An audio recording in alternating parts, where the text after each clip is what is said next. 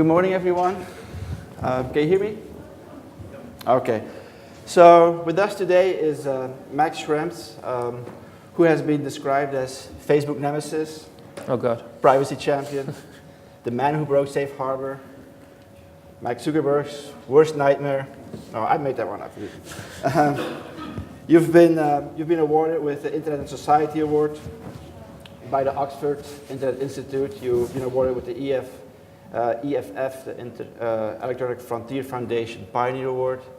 And actually, I'm from Belgium originally, when I called my mother this morning about, my weekly call and said, oh yeah, we're having our ethics conference today, and say, oh, what are you going to do? I said, I'll be interviewing Max Schrems, a guy from Austria. And my mom, who doesn't even have a Facebook account, said, oh, that's the guy who sued Facebook in Europe. So there you go. You're big in Belgium. And so you earned all these accolades and these monikers because basically you initiated litigation against Facebook in Europe because Facebook does business in Europe and does not abide by European data protection law. Before we get into some of the litigations you started, can you talk a little bit more about data protection law in Europe and how it is different from what we have here in the United States, where companies have privacy policies. By contract law, they're forced to abide by these privacy policies, but enforcing this really falls on the user. How is it different in Europe? I mean, basically, we have a lot of statutory things of what you can actually do with data, and a lot of the concepts a couple of concepts are actually taken from the US from way back when, but the fundamental concepts are just different. Stuff like consent, for example, that you can take back consent, as we heard today in the morning, something that we had in Austrian law ever since. So it's stuff like that is fundamentally different. There's also a different understanding of we oftentimes use similar terms, like, for example, the reasonable expectation of privacy. Now there's a Strasbourg court case about the reasonable expectation of privacy where, I think it was a UK case, someone I think killed himself or took drugs on the street, something like that, and was captured on CCTV and then broadcasted on national TV. And Strasbourg found that there is a reasonable expectation of privacy, that if you do something on the street, it's not going to be broadcasted on national TV. Now, if you take the concept of reasonable expectation of privacy in the US, this would probably, you wouldn't have a reasonable expectation of privacy if you do something out on the street. So it's the same concept, but different interpretation. We oftentimes use the same words, and if you look into the details, we actually talk about different things then. So I think that's one part. The other thing is we do have all these wonderful data protection authorities. However, I'm pretty critical of that. I think the big problem of European privacy law is that we do have all these fundamental rights. It's now even Article 8 of the European the Charter of Fundamental Rights, which is like the EU Bill of Rights that's in a part of the treaties since 2008. So it's a kind of new thing that it's a fundamental right in that sense. And that's specifically the right to data protection in addition to the right to privacy, which is Article 7. So we actually have two different rights now, and Article 8 has a lot of specific things like purpose limitation, right to access. That's all now primary law, which you can't change in any kind of EU legislation anymore. So before we go on, we use these terms oftentimes interchangeably. Privacy and data protection. Is data protection a kind of privacy, or is it a different right? I think so far altogether? no one really knows. Like if you look at our court judgment, we actually relied on Article 7 and 8, and the court, for whatever reason, only debated Article 7. So I think when these overlaps occur, then this is kind of used interchangeably in a way, I think, right now. There are specific things of Article 8. Article 8 has paragraph 1, 2, 3. Paragraph 1 basically says that you have a right to data protection. 2 and 3 are getting more specific when you have like the right to access. Paragraph 3 is actually the independence of the data protection authorities. That's specific stuff that then they use Article 8. I think that's something we debated a lot when we made submissions, and we didn't really know which one to rely on. I think the parade is coming by. I wanted to see it. So if I'm not mistaken, this all started when you were scrambling for a paper topic when you were studying at Santa Clara University School of Law in California Is that Oh, it correct? actually started, like my interest in privacy, I think the first time it really started, I was an exchange student in Florida, in central Florida, called Sebring Avon Park, teeny tiny small place. And we had like CCTV all over the place and lockdowns and emptying out our pockets and I don't know what stuff. And that was to me like totally crazy. And I think that was the first time I was like, actually this is my stuff and you have no business in it. And then I did like more privacy law already in Austria, and I just studied for half a year at Santa Clara. And it was interesting because there were a couple of people from the industry. The only one that said we don't have to be quiet about what he says was the Facebook guy. And they said it in other words, but the basic message was you can do whatever you want to do in Europe and nothing's going to happen. And that's exactly true, and that's my main criticism of EU privacy law right now, is that we do have these wonderful rights, but a lot of the data protection authorities are simply not doing their job, not enforcing anything, and it's seen as a kind of positive thing for investment to not enforce law. Especially in Ireland and Luxembourg, where most of these international companies are headquartered, most of the US companies are headquartered. They don't enforce any kind of taxes, they don't enforce any kind of privacy protection and so on. And that is obviously used by companies, mainly the tax stuff. And that's a big problem we right now have in EU privacy law, is there's a lot of law, but almost no enforcement. And I think that's where Europe has to think twice. And right now we mainly point fingers at the US and be like, that's the evil people don't following our law. When actually I think the bigger issue is that we don't enforce it, so that's the fundamental reason no one follows it. And that may change with the GDPR, with the new data protection reform, where there's going to be a maximum penalty of 4% of your worldwide turnover or 20 million euro, whatever is higher. And that is going to be kind of substantially different than what we have right now. Yeah, so I want to talk about the concept of enforcement and the cost of enforcement and how it's related to innovation, maybe later on. But for now, let's talk about some of the litigation you start in Europe. So one of the things that you've been credited with, if that's the correct term, is that you brought down the safe harbor agreement. Following Snowden's revelation, you basically made the argument that if my information is transferred to the NSA, I no longer want Facebook to transfer my information to the United States. Is that correct? Yeah, synopsis? basically, if you look at the setup of these companies, for example, Facebook is basically an 82% Irish company, because 82% of its worldwide users have a contract with an Irish company, and only 18% of its worldwide users, which is US and Canada, has a contract with Facebook Inc. in California. So any Chinese or South American or Mexican person has a contract with an Irish company. And obviously they got to follow European Union law, which they don't like to do too much, but that's at least the setup that they chose. And the interesting thing is that this Irish company doesn't really run any of these servers. It's more of a virtual post box with 1,000 people working there, but they mainly do like answering emails and stuff like that. They don't really make any serious decisions, to my understanding. However, all the data is going from Ireland to the US. And Europe has this idea of having free flow of information within a protected area, the European Economic Area in this case. And if you send data outside of it, you're only allowed to send it outside of it if you can guarantee what they call adequate protection. It wouldn't make sense to have privacy protection in Europe if you can just send on the data to Russia and do whatever you want to do with it. So that's the reason there is kind of an export control on data exports. And that's what we used. We basically just said if Facebook Ireland, which is my contract partner, sends data onto Facebook US, and that is then further used by the NSA possibly, then my data is not adequately protected, and that was the basic claim. It was like, mass surveillance, probably not what they meant by adequate protection, full stop, one line. And we succeeded on that because it was like obvious, especially after there was a Court of Justice case in Rights Ireland, which was about EU kind of mass surveillance called data retention. And that was a much more limited form of surveillance. And still the Court of Justice found that it's a violation of your fundamental rights. So it was kind of clear that the NSA type of surveillance was a much bigger issue, and therefore it's going to be invalidated as well. And stuff like that, you really get into nitty-gritty details that are very important if we debate stuff. For example, we relied heavily on the fact that we said Facebook doesn't really have to give my data to the NSA, but under the European definition, processing already means making data available. So if you look at Pfizer, for example, it basically says that they have to put in mechanisms that they can pull the data if they want it. That was all I had to prove. I only had to be like, I don't know if they actually looked at my data, took it really kind of, if ever a person touched it, if it was ever processed or used in the US definition, I only have to prove that they have to make the data available. That's it. And that's very interesting because we have very different definitions here, and that's what we used to generate friction in that sense. So, and this is the case that went all the way to the European Court of Justice, right? And struck down the Safe Harbor Agreement, which, can you talk a little bit more about what the Safe Harbor Agreement?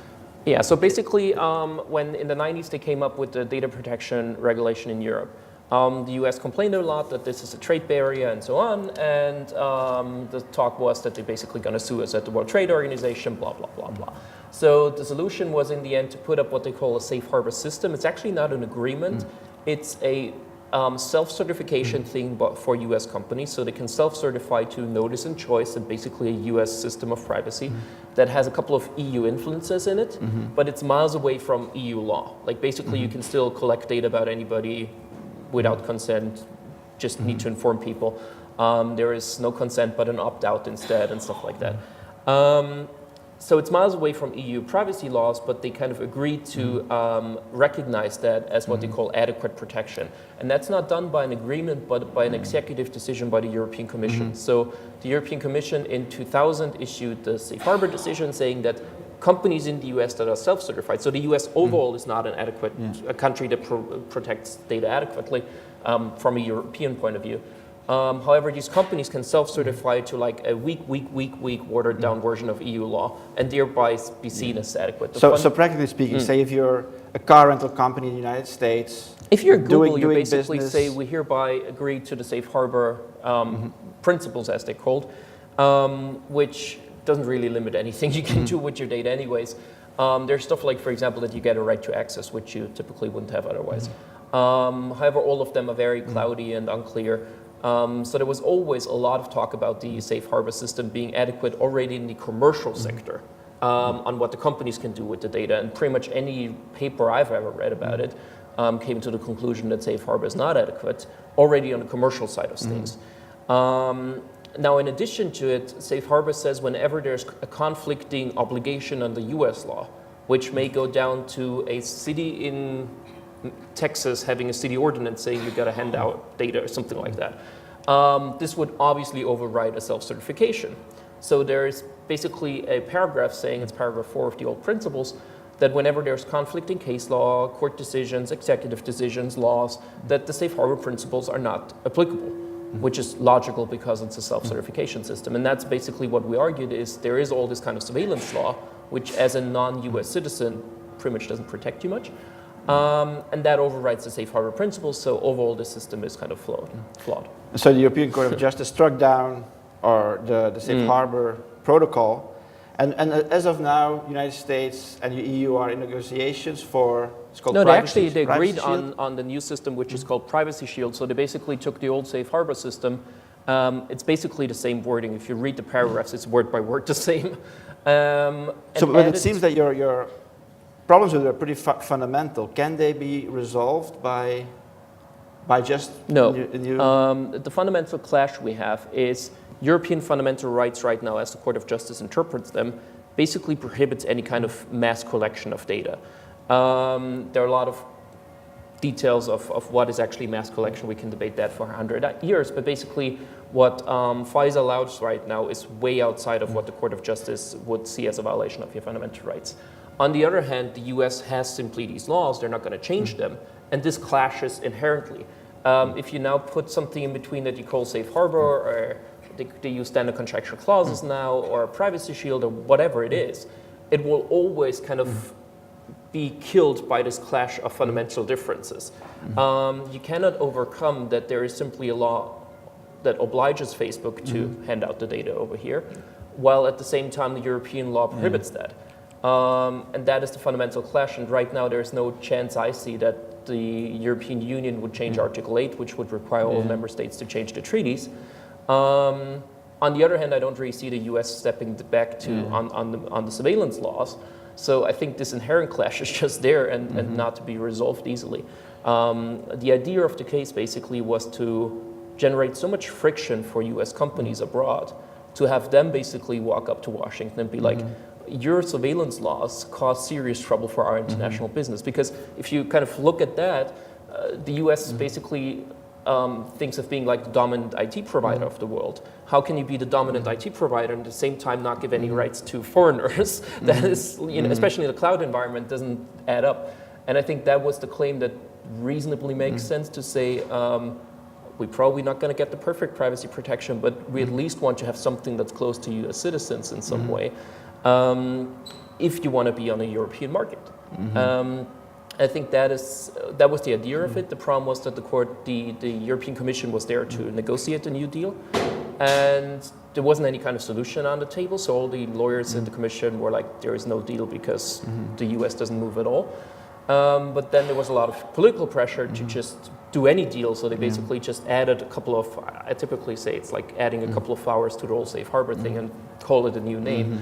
And I think the rationale was not that this is going to be standing. There's actually already a second challenge of it at the European Court, not the Court of Justice, but the lower court. And I don't think it's going to stand for long, but the idea was to just kind of put a Band-Aid on it for another 2 years until it's going to be struck down again. And I think by that time, the commissioners were like, oh, we're not going to be the commissioners anymore, and someone else has to deal with that problem. So I think there was basically a political decision to get that done. So, and before we go to the next case, so you say there's a fundamental clash. Hopefully, it will lead to stronger laws in the United States. Maybe the United States will strengthen laws. That was the hope. Could the opposite happen, that Europe will say, well, our laws are just very impractical for business, and I'm sure that a lot of European businesses are not very happy with. Oh, it depends on the European business. Like the cloud providers are like, we love it, keep all the data here. The people that want to outsource obviously are not too happy because they want to have more options to outsource stuff. But so could it it lead to a weakening of European privacy laws? Could that be? Not really. We had a huge debate about the GDPR, like the new data protection reform, now for 5 years. It's now in law. It's going to be in effect in 1.5 years. The law is already done a year ago. It's just only coming into effect in 2 years because there's an implementation period. So I don't think that there's going to be any serious change there anymore because coming to that agreement took so long. And they actually even put like an anti-espionage paragraph in it saying that if you're subject to surveillance laws in another country, you cannot use a lot of these mechanisms. So the push was actually even more in the other direction. However, how to resolve all of this, I have no clue. I can only kind of bring up the issues. And so far we've resolved it basically by Europe not enforcing its rights. But that kind of can hardly be a long-term solution. And that is, I think, really interesting. And especially what's troubling to me is that a lot of the people that are in charge of these things in Washington have no clue of how stuff works in Europe. Like Julie Brill was asking me seriously at a breakfast how the European Court of Justice got involved here. And I was like, it was appealed to them. It's like asking how the Supreme Court got involved in a case. It's like, and that is something that I see a lot, is that there's just a lot of misunderstanding on both sides, actually. I mean, I would hardly claim that I really understand all US surveillance laws ever. But I typically then ask US colleagues of mine to explain it to me. And that is something where I see a lot of stuff lost. But another weakness in European law that you've exposed is those data protection commissioners, because you just said that they don't work very well. Yet they're very instrumental in enforcing European law, because it doesn't come. We don't put the onus on the customer. We put the onus on the government, and those data protection commissioners have a role to play. So, how do you fix that problem? Can data protection commissioners really be tasked with enforcing these laws on the thousands of data gathers that are out there? I feel we have to kind of play against the screaming there. It's like really unfair.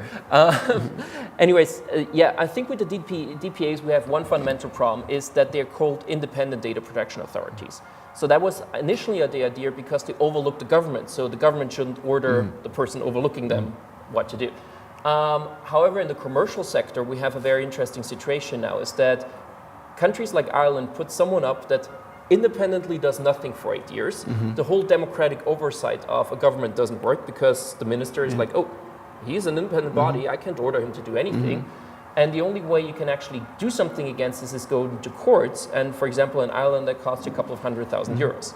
So they're basically an independent authority doing nothing. And we have similar situations in other countries in the European Union. However, there is now a solution to that in the GDPR, in the new data protection reform, that if there's a case of kind of international relevance, that then there's going to be a co-decision mechanism. So it's going to be multiple DPAs of different European countries coming together to decide over a case, which is going to be insanely funny. However, they have to agree on something then. And the idea was to then override countries like Luxembourg or Ireland that simply want to protect their jobs there and not enforce privacy laws. I hope that is probably going to be a solution there somewhere. So, and then you also have a case going in an Austrian court, kind of a class action type case, which in a way is kind of an American way like of I love to combine good things from both sides of the Atlantic. And so what we did in Austria is actually kind of an interesting situation. I'm an Austrian citizen, so in Europe there is a conflict of law rules and whatsoever, and court rules, and I basically as a consumer can sue at my home court. So I went to the Viennese court suing an Irish company, which is my contract partner. However, in the terms, Facebook actually put in that California law governs the contract between the Irish entity and the Austrian user, which they can do, and they just took the general terms that Facebook in the US uses and copy-pasted it and used it for Facebook Ireland, which generated so much problems for them. And is again a wonderful example of how they don't understand how law works in Europe. Now the fun thing that we did is we basically said, first of all, Irish data protection law governs what Facebook can do or not, because that is governed by wherever you are established. However, the torts and all the kind of damages are calculated based on the contract that you have with the company. And if that is governed by California law, then that's wonderful, because California tort law gives you like 10 times as much as European tort law would ever give you. So we actually generated a hybrid of European privacy law plus California tort law, which is like the overkill of possible privacy cases that you could bring. We also added stuff like unjust enrichment, so that Facebook basically makes a lot of money from misusing your data, and that you basically would get the money back out from them. And the interesting thing is in Austria there isn't anything like a class action, but over the years our Supreme Court approved that you could assign claims to one person. So let's say if the whole room feels that you're violated by Facebook, you can assign your claim to me, and I could then go after Facebook in a two-party procedure. So it's like an opt-in system and done through assignments. And the big question is, if you lose your consumer court, if you assign your claims to another consumer, that is something where basically 90% of the literature and on the legal reviews are on our side saying that this is possible, 10% say differently, and that is right now referred to the Court of Justice again, if we can actually form a class action like this. If it works, we actually, that was the fun thing, we needed an opt-in, so we needed to have people join that class action. And to do that, we had like actually a Facebook app. So you had to sign up with Facebook, and we used their API to verify that everybody has a Facebook account and pull their data from Facebook, which is the wonderful ways you can use all this wonderful technology. And we thought this is going to be, we're going to get probably 1,000 or 2,000 people or something joining us, because people had to send a picture of an ID. They had to fill out all these kind of stuff, and it took like 15 minutes to fill it out. And turned out like after 6 days, there were 25,000 people that went through the whole process, even though only a third of them really finalized the process. Most of them dropped out on the way. And that was really interesting. We actually had to shut it down then, because there were just way too many people that wanted to join that class action. And that was that, and that's right now at the Court of Justice, solely on the question if we can actually form a class action like this or not.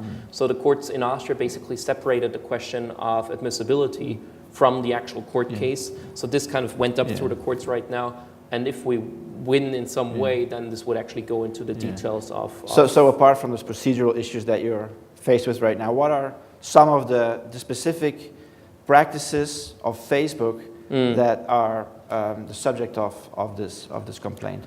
There are a couple of things. For example, I made an access request. I never really got all my data. I got 1,200 pages from Facebook, but it was far from everything they had on me. There is other stuff like the whole consent issue, that Facebook basically uses a California model of consent in Europe, which doesn't add up at all. There's stuff like that consent in Europe has to be specific, unambiguous, and informed. So by consent, you mean consent to pass your data on to third parties whatever who they then do. use it to Basically, advertise. Facebook mainly argues consent on everything they do, as it's totally a US approach of we had everybody sign a waiver so we can do whatever we want to do. However, in Europe, you would typically use other things that the law provide for. The law provides, for example, that you can use all the data that are necessary to provide the contract. So most of Facebook's data processing is necessary to provide the product, and that's fine. If they do other stuff like using it for advertisement and so on, then they would probably need consent. However, that consent has to be much narrower. So for example, Facebook says we use the data for anything that our companies and all our partners and everybody else in the world does, which would not be what we call an informed and specific consent, because it doesn't really tell you what the purpose is. It doesn't really tell you who they share data with. To give you an idea of informed, the Austrian Supreme Court actually said in, I think, 10 judgments now, they struck down every privacy policy, and the people that complained won every time. And they're now at the level where they say if you have a clause that data is shared with someone else, you have to specifically name each company that the data is shared with, otherwise it's not informed and not specific enough. Because, you know, if you say you share data with anybody in the world, you don't really know who they actually share data with. So the idea of what consent means and how specific consent has to be and how informed people have to be, and it also has to be freely given, so I typically have to have an option to say no. It's totally different than under US law. And that is interesting because their approach, again, clashes with European law. A lot of their business models they could still do, they would just have to argue different things. And you would pretty much carve out the good things and get rid of the bad stuff. So you think they could still they be could provide the successful product. business model-wise? Because that's their business model. It's free, yet then we have your data that we can provide to advertisers, and that's what you pay in order to have a free service. That is much like we need your data to be able to provide our business is the most black and white debate we have in privacy law. If you look at what they do, the big question is how much data do they need about you to still be profitable? Do they really need to know every detail of your last 20-year history and all of your friends to kind of give a 1% more likeliness that you click on a button? Is that still balanced? Is that still what we think is a right kind of trade-off between privacy and their business interest? Or, for example, is it good enough that they target advertisement based on your recent 1-month history on your location that they know from your GPS data or from your IP address? So the big question here is really not, are they allowed to personalize advertisement, but how far can they go into the data trove that they have to kind of be even more specific on what you do. There's other stuff on Facebook, for example, in my data set, about one quarter of it was deleted data. So it actually says deleted true, and then the deleted data comes along, which is like an obvious violation of your privacy rights. There's other stuff where Facebook argues third-party consent, so they gather a lot of data from other people. That's actually not what you share, but a lot of other people share stuff about you. And then I was asking, how would you ever say that there is any consent if this person is not even a Facebook user? And in the debates we had with them, the argument was this is third-party consent. So someone else in the world consented for me, and therefore they can use the data. Where I was like, under this theory, you just need to have a huge-ass waiver by Zuckerberg himself saying, hereby I consent that we can use any data of anybody in the world, and then you're all fine.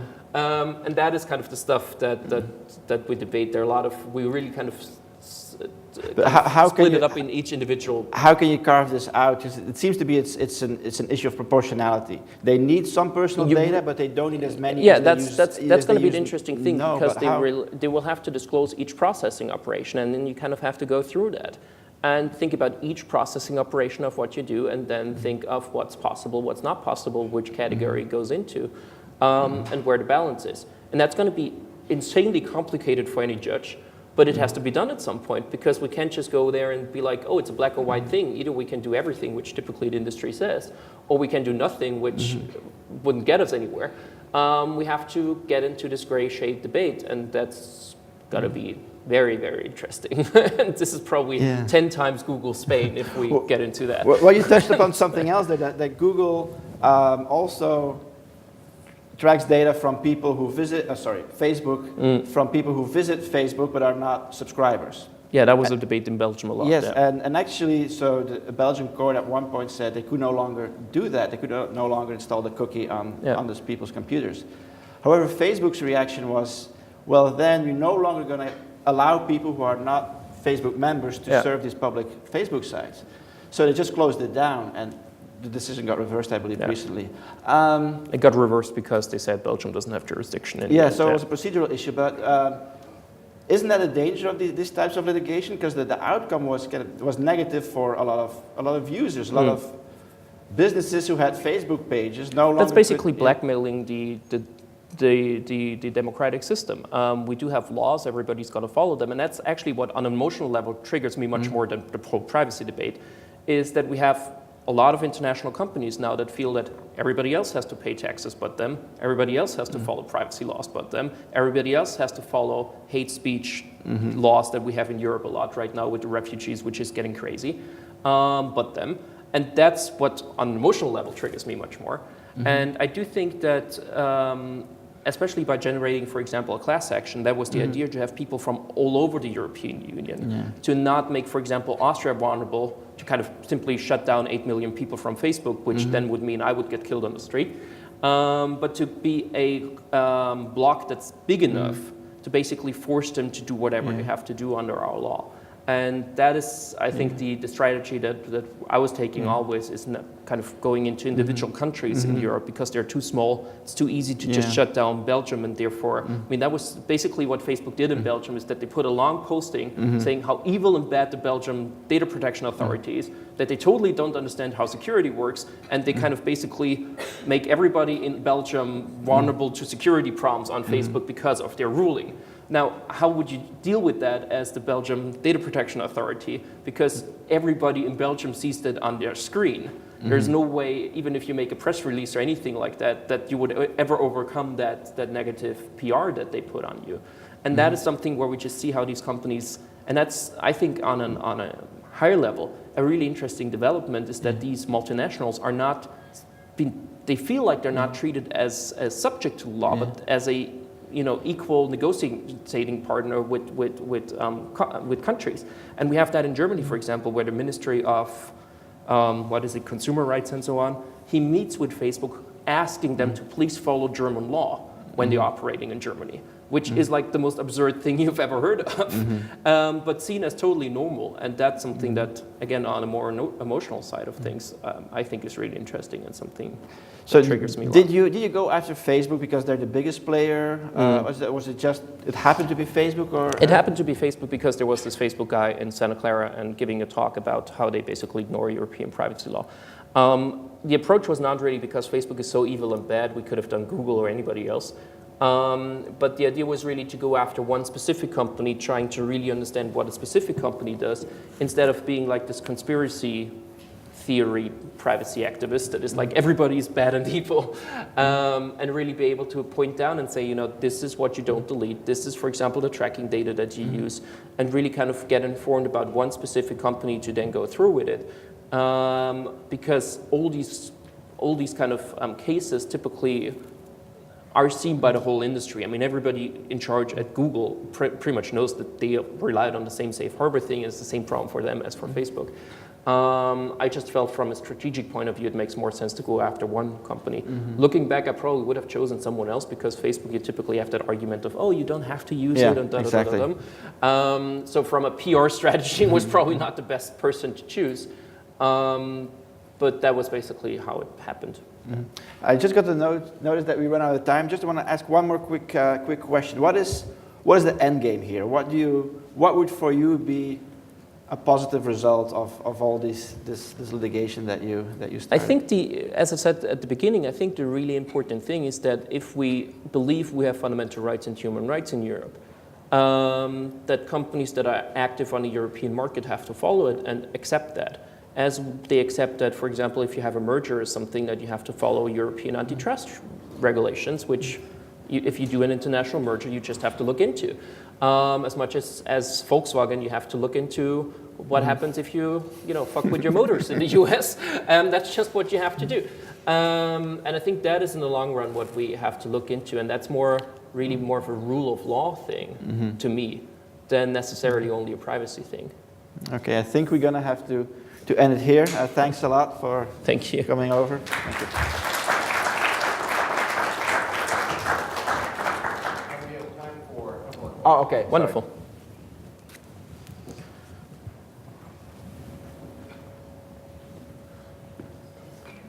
Don, there's a question there.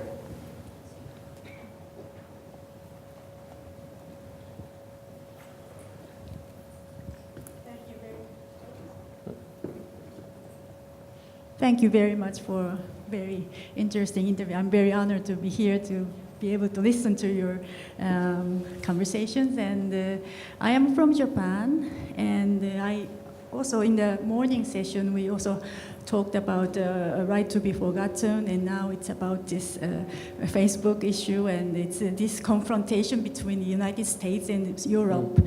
But as you all are aware that internet and all these things is very global. So how is your view in terms of after you had this conflict between US and European Union? The European Union is very much aware of human rights and under the umbrella of this European Court. But there are other users in other parts of the world. And how, what is your experience in terms of, for example, activists from other parts of the world, and how do you view the tendency, global tendency of this particular debates in terms of the data protection and privacy? I'm not really an expert on what's going on globally. I more kind of read what everybody else is reading. But what was very impressive a while ago, someone from Privacy International put a slide up on all the countries that have like general privacy protection laws, which doesn't tell how good they are, but just that there is an omnibus privacy protection law. And it was interesting because actually by now most of the countries in the world have that. So I oftentimes feel that the US is in a way the outlier there. And the other thing that I thought was interesting as well in that kind of global perspective is as these companies typically headquartered in Europe for tax avoidance reasons, and European data protection law is a human right, it also applies to anybody outside of the European Union. So for example, in the class action, I had one friend from India in as one of the test balloons to exactly say that it's not about like protecting only the Europeans, but basically it's a human right that protects anybody. But however, that conflicts typically with, let's say, a US law that says, this is different here, we are citizen-based, you only have a Fourth Amendment if you're a US person. And that is an inherent conflict that I have no clue how we solve it. I just see that so far solving it was that the US companies stick to US law and basically ignored Europe, and Europe looked the other way. And just, not really enforcing our law cannot be the solution to any of this. But it's inherent conflicts, like the whole hate speech stuff. In Austria, we had the second highest amount of refugees from that whole refugee wave after, like more than Germany even. And we have all these postings saying, oh, goddamn, we got rid of the gas chambers, we should get them back to put all the refugees in. That's against any kind of, Nazi propaganda, whatever law in Austria. Facebook just doesn't take it down because they feel this is freedom of speech. And it's more expensive to take it down than just having it stay there. And that's a fundamental problem that we'll have. And I don't really know how to solve it. I think we will have a certain balkanization of the internet, a certain kind of Facebook looks different in Europe than in the US then, while still being able to communicate with each other. And that's going to be a very interesting thing how to deal with that, and that's going to be very challenging for the companies. But if you talk to, for example, McDonald's, chicken McNuggets look different in Austria than in Germany and then in the US because people are into different tastes. And all these companies realized at a certain point in time that they have to adapt to different cultures and different laws. I think Silicon Valley will probably have to realize that too. And we see a different approach, like for example, Microsoft tried to kind of get a German cloud to kind of cope for these problems. And so it also depends on the attitude of different companies, the one-size-fits-all attitude or the we need to kind of specialize in different ways attitude. And I think that's interesting to see as well. And we'll see who is more successful in the end. First of all, I have to say it's most impressive that you face such daunting challenges and do it with such good cheer. I think I would have looked for a cave a long time ago just to hide from the If you complexities. don't take any of this seriously, then it's very easy. Well, your sense of irony about it is maybe your saving grace. My question, and this is really just a function of ignorance of the law that you're talking about and that I should know more about, the relationship between governance and location. And you're asking very, very serious questions of governance. But most of our governance structures are predicated upon location. Companies traditionally manufactured things, they belonged somewhere, labor belonged somewhere, and capital generally could be tracked as belonging somewhere. In a digital era, it seems as if those very standards and assumptions of governance just can't succeed. And it seems as if you're facing a very new economic system, which means it doesn't really, in the end, have to be located anywhere, precisely because it's located everywhere. Yeah. Like Facebook Island has a virtual board, that's the reason they don't pay taxes. Indeed. So it's a sort of conceptual question, but how do you envisage systems of governance continuing to adapt to essentially what is a non-locatable economic practice? I mean, the GDPR basically, I think that took the answer that's the most reasonable and effective right now. Is basically said if you are on our market, then the law applies to you. And I think right now the old system is basically saying if you process data in Europe, so if you, for example, are a US company that has a processing operation or like a data center somewhere in Europe, then it applies to you. Or if you're headquartered in Europe, so if you're Facebook Island, let's say, but have a processing operation in South America, it would still be governed by European Union privacy law, which is kind of interesting. So now they kind of move to this kind of market approach, which I think is reasonable in a way, because you kind of, you know, you don't want to be the jurisdiction for the whole world. On the other hand, we perceive it as a human right that simply applies to anybody in the world. So I think that was the approach that made the most sense. The big question then is basically enforceability. And if a company is relevant enough and big enough, you typically have assets in the European Union. So I think doing that on the European Union level makes sense and is probably enforceable in most major cases where I really care. Some, you know, shady small page that is hosted out of China or whatever, we're simply not going to be able to track down. But that's typically not the big shots that are relevant in the daily practice of people. I think that is the approach that they took now, which makes reasonable sense. I don't know if that's the perfect idea, but it probably captures what we want, which is whoever is on the market is falling under the law. Thank you very much. Max, when you return home, you can tell people that in response to your comments, hundreds of thousands of Chicagoans screamed with joy. Absolutely. Thank you very much. Thank you. Thank you. Thanks, that's great.